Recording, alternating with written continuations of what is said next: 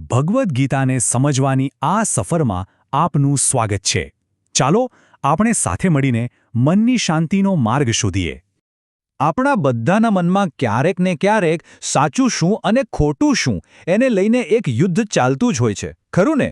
તો ભગવદ્ ગીતાનો આજનો આ શ્લોક આપણા મનની દરેક મૂંઝવણને દૂર કરવાની તાકાત ધરાવે છે, અને આ સમજણ જીવનના દરેક પગલે કામ આવશે. બધા દર્શકોને જય શ્રી રામ. તો ચાલો શરૂઆત કરીએ ભગવદ્ ગીતાના એ પહેલા શ્લોકથી, જે આપણને જીવનના સૌથી મોટા સત્યનો પરિચય કરાવે છે.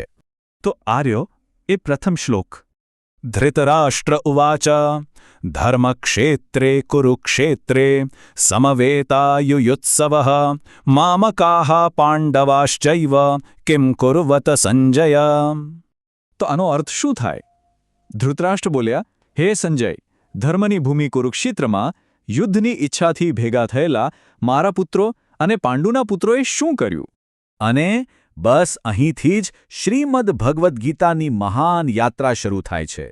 આંખોથી અંધ રાજા ધૃતરાષ્ટ્રનો આ સવાલ કોઈ સામાન્ય સવાલ નથી. એની પાછળ તો માણસના મનનું સૌથી મોટું રહસ્ય છુપાયેલું છે. એ છે મોહ અને ભેદભાવ.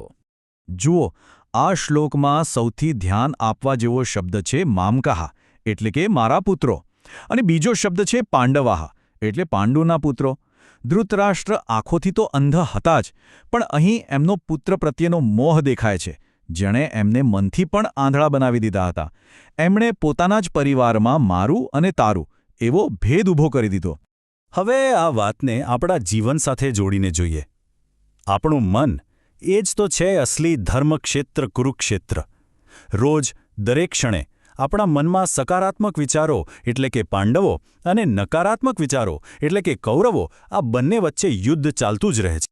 અને જ્યારે પણ આપણે સ્વાર્થ કે મોહમાં ફસાઈને સાચું શું છે એ જોવાનું બંધ કરી દઈએ છીએ, ત્યારે આપણું મન પણ બિલકુલ ધૃતરાષ્ટ્ર જેવું જ અંધ બની જાય છે, ભેદભાવ કરવા લાગે છે. તો પછી આ એક જ શ્લોકમાંથી જીવનનો કયો સૌથી મોટો બોધપાઠ આપણે શીખી શકીએ? આ શ્લોક શીખવે છે કે જીવનમાં મોટાભાગની જે અશાંતિ અને દુઃખ છે ને, એનું મૂળ કારણ છે પક્ષપાત, અજ્ઞાન અને કોઈ વ્યક્તિ કે વસ્તુ પ્રત્યેનો જરૂર કરતાં વધારે મોહ. એક વાત સમજી લો, જ્યાં સુધી આપણા મનમાં આ મારું અને તારોનો ભેદભાવ રહેશે, ત્યાં સુધી આપણા મનનું આ યુદ્ધ ક્યારે શાંત નહીં થાય.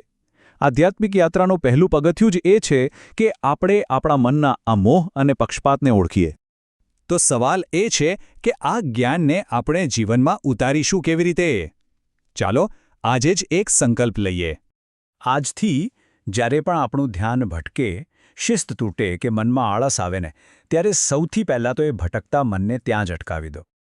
પછી એક ક્ષણ માટે આંખો બંધ કરીને પોતાની જાતને પૂછો, શું હું પણ ધૃતરાષ્ટ્રની જેમ મારા મનનો, મારી આળસનો ગુલામ બની રહ્યો છું?